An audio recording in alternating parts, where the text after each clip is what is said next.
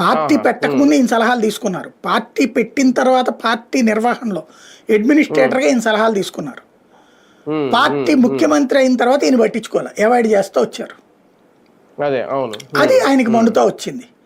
టీవీల్లో పేపర్లో నెంబర్ 2 అని వచ్చినా నేను ఇంతకుముందు కూడా చాలాసార్లు చెప్పా.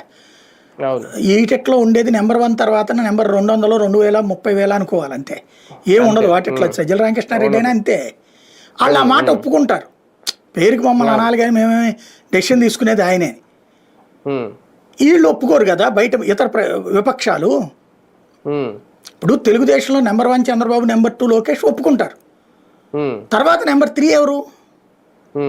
అచ్చెన్నాయుడు, పల్లా శ్రీనివాసరావు ఎవ్వరు ఉండరు. 100-200 ఉండేది. 100-200 కాదు, 2000. కాకపోతే ఏంటంటే అక్కడది అట్లా చెప్పరు నెంబర్ 2, నెంబర్ 3 అని. ఇక్కడ అట్లా ఉంటుంది.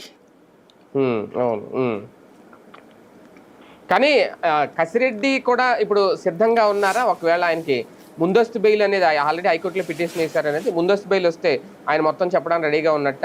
ఏం చెప్తాడు? ముందస్తు బెయిల్ వస్తే ఏముంటది? భద్రత కల్పించమని అంటే ఏమని అంటాడు? నేను ఏ తప్పు చేయలేదని చెప్తాడు. ఇప్పుడు విజయసాయి రెడ్డి నేను తప్పు చేశాను అన్నాడు ఏంటి? మిథున్ రెడ్డి నేను తప్పు చేశాను అంటాడా ఏంటి? ఏమైనా డబ్బులు ఇచ్చాను అన్నాడు విజయసాయి రెడ్డి?